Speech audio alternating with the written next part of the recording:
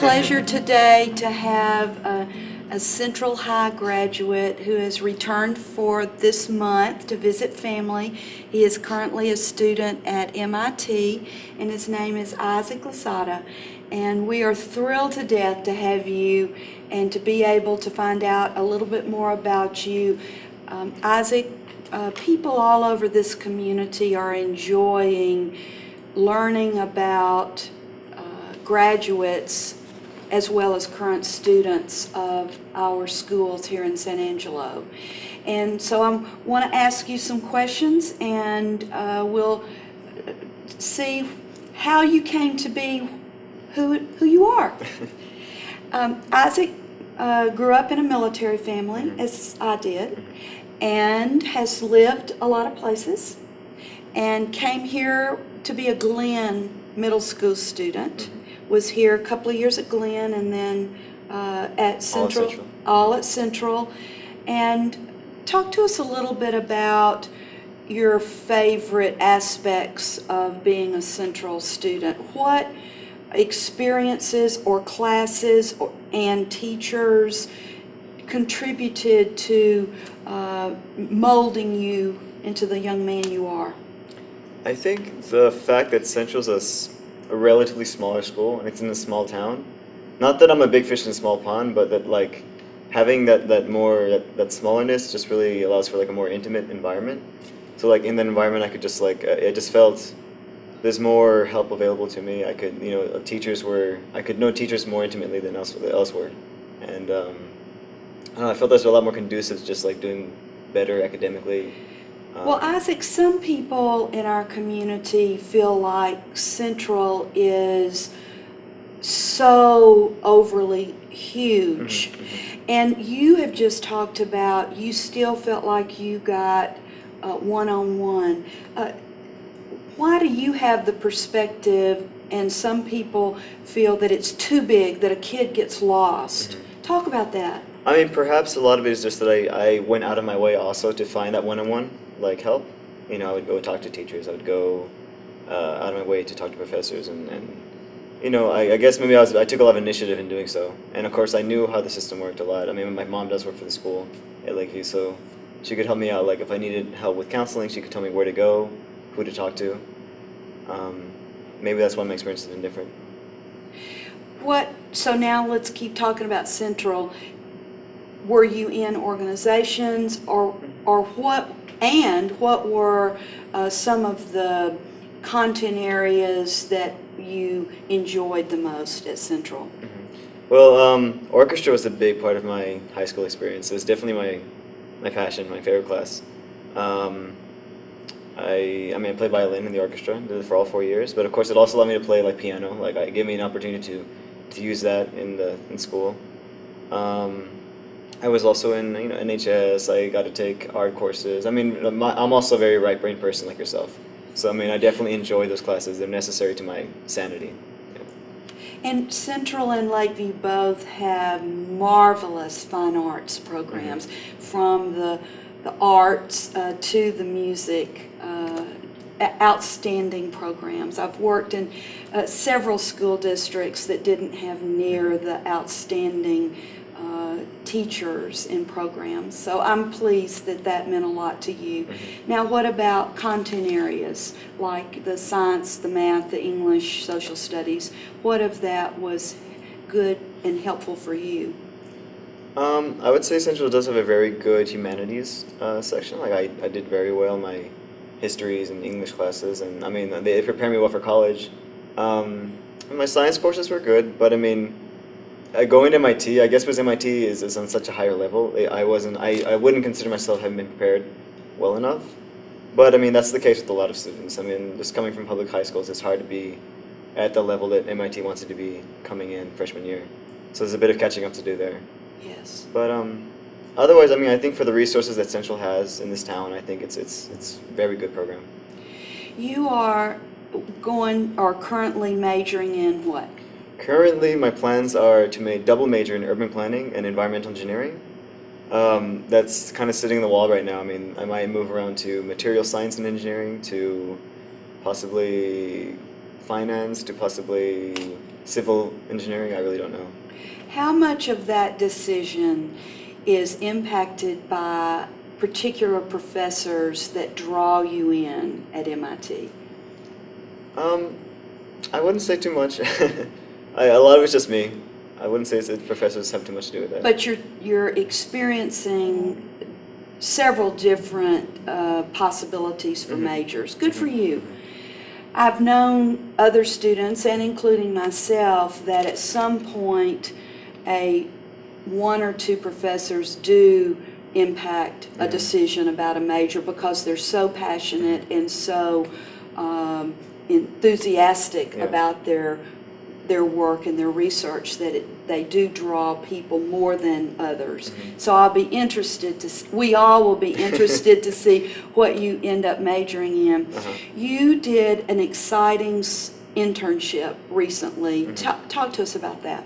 So I was just in India. I just got back this past Friday.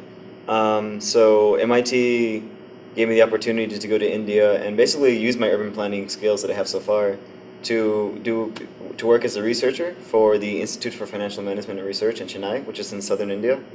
And I was able basically to look around and do research on public-private partnerships, how they're used to finance infrastructure projects in India.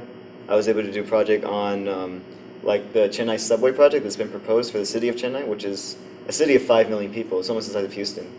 And basically just do a presentation on that to the office, answer any questions they had. But really, it was just to see more or less what urban planners do, and really, I mean, it was very enjoyable because I mean, this is exactly what I've been thinking about and wanting to do for years already. Before you went, did your professors or whomever prepared you for this trip help you to go with a body of knowledge, or did you personally do research to get ready for your trip? So I actually was required to take a course in Indian culture, basically. Good. Which, I mean, it was more like history itself, and it gave me some background to things like cricket, things like independence of India, things of that sort, pretty basic. Of course, I've done quite a bit of research on my own, and I've had quite a few Indian friends, so they give me a lot of insight into what it's like to be, just being in India and being Indian. And otherwise, a lot of it was just like, part of the Indian experience is just being thrown into a situation without knowing what you're doing and just figuring things out, and then just dealing with things as they come. I mean, in India, that seems to be the way like you live life most days. You don't make plans in India because things don't run on time. Things won't work on time. The power will go out.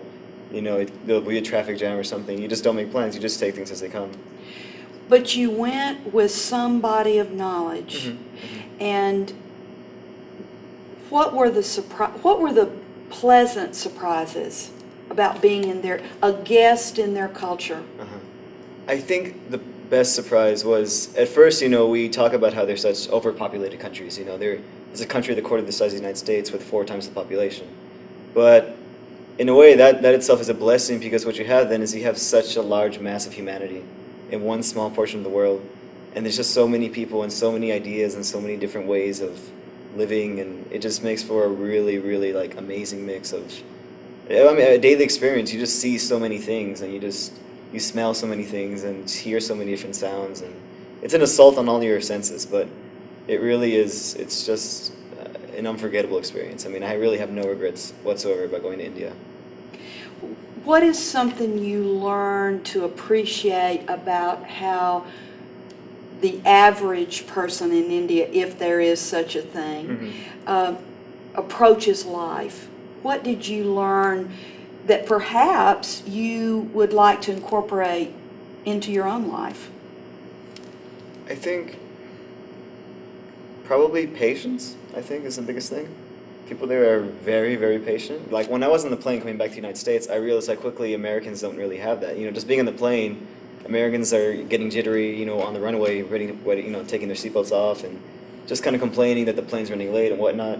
And I remember being in India, in spite of how things never worked as you wanted them to work or ran on time, I never heard anyone complain.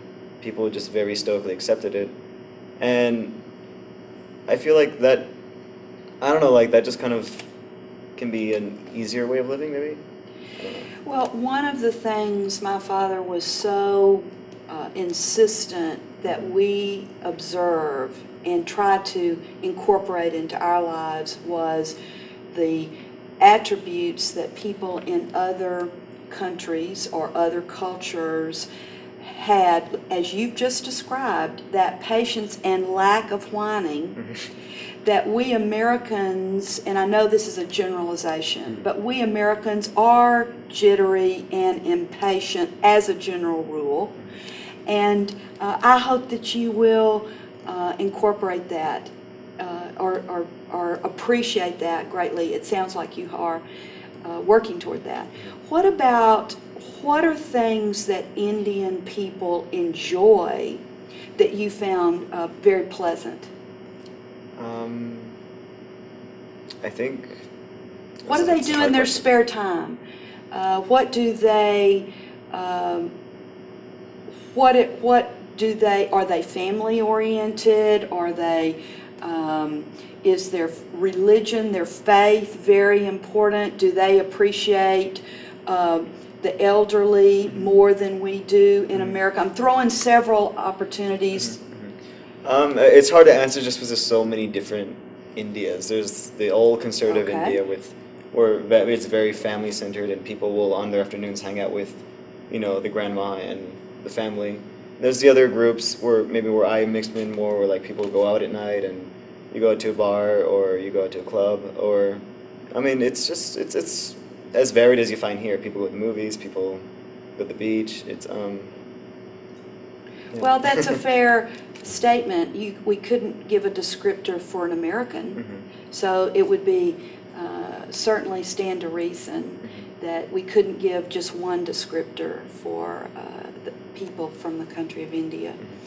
If you could do an internship next summer, do you think you might? Yeah. And where?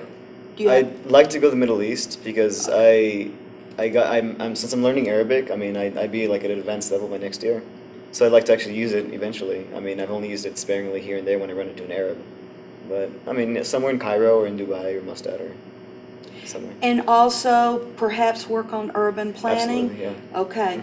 Well, internships are critical. It's a shame to finish 2 or 3 degrees and not have had an opportunity to really be in the field. Yeah. And so I very much applaud families making it possible for their young person to do these internships, because it can say at the end of the internship, oh my goodness, I don't want to spend the rest of my life doing what I just did that 3 months. Or this is it, I'm here. So if you get an opportunity to do others, whether it's in an international base or not, I heartily support that. You just finished which year? Sophomore year. Okay, so you have at least 2 more years on your undergraduate. At least. You notice from a parent's perspective, I said at least. That's good. We parents love it when it's a 4-year experience, but sometimes it expands, and especially with a young person who is indecisive. Okay, I'm going to say experiencing different majors to find what they are most passionate about. You most likely would need to do graduate work. And have you started thinking about that? Not to any real extent. It's 2 years away at least, so I'm waiting 2 years probably till I think about that. Okay. Yeah. But you know that you probably will do that. After, I'll probably go into a job and do some actual work experience before I go into grad school. That's probably going to be the route. Well, many professions like mine requires a couple of years on the job before you can get the next degree. Exactly. Some professions don't require that, but in my case it does too. How are you using your music? So for my first 2 years at MIT, I used the violin to play with Mariachi, and we would actually play around Boston area. There's a big Latino community in Boston from all of South America. Not too many Mexicans, but mostly South Americans. And they all love mariachi. So we would do that, and it paid very well too. But after a while, it just became too much of a commitment. It was all, prime time hours on Saturday nights and Friday nights, which I wanted to myself also. So I had to drop that. But now I normally play to myself. I mean, I'll go, and whenever I want to go play piano, I go to the piano lab and I just enjoy myself for a few hours. Or if I get the urge to play violin, I'll just ask a friend to borrow his and play in that for a while. So it's mostly for your own pleasure. Exactly. Therapy. It's purely leisure, yeah, exactly. Well, that's the same now as it is for me. I don't perform, but I occasionally accompany someone, but it's for my own therapy. Exactly, yeah. And it's a great therapy, by the way. You went to MIT not knowing anyone, and we discussed before this interview that there was a period of adjustment to that, going to a city where you knew no one, even though as a young child and young person you lived with your father being in the military. Some young people don't ever get over that adjustment of not knowing anyone and being in a new city. How did you help get past that period where you didn't know anyone and that adjustment? I mean, definitely that is a difficult period to get over to, but I mean, and for me it wasn't too long, it's maybe like 2 or 3 weeks. Yes. I guess just finding, knowing yourself well, knowing what your interests are, what kind of people you like to be around, and then when you go to a new environment, you know more or less what kind of people to look for, what activities to go to. If there's like a meeting for musicians, then you can go to that meeting, you'll probably meet people with similar interests, and you can start finding a new community to blend with and blend into. I mean, I had practice with this, moving over and over again throughout my entire childhood, so this wasn't a completely new experience either. But when you did it as a child, you had family. I did. I had that to fall back onto. Exactly. That's right. I was the same. Mine was a 2-week or so adjustment, and I know we have many students right now who just graduated from Central and Lakeview who are going to be making this or fixing to hit this adjustment period. So I always ask parents, don't let them come home that first 2 weeks. Yeah. Make them stay 2 weeks to 4 weeks, and they 99.9% of the time can find a group. But Absolutely. Find a group to be a part of that you enjoy. So good for you. Well, Isaac, it is a pleasure. We are so proud of what you are accomplishing. We're particularly excited about your India internship and hope that next summer you will come back, and by then you will have a major. And let us see an update of this young man who has is going to contribute to your world when you get out in whatever job you have. We're really proud of you. Thank you so much. And thank you for giving us this time. And we have a date next summer. Okay, definitely. Thank you. Thank you.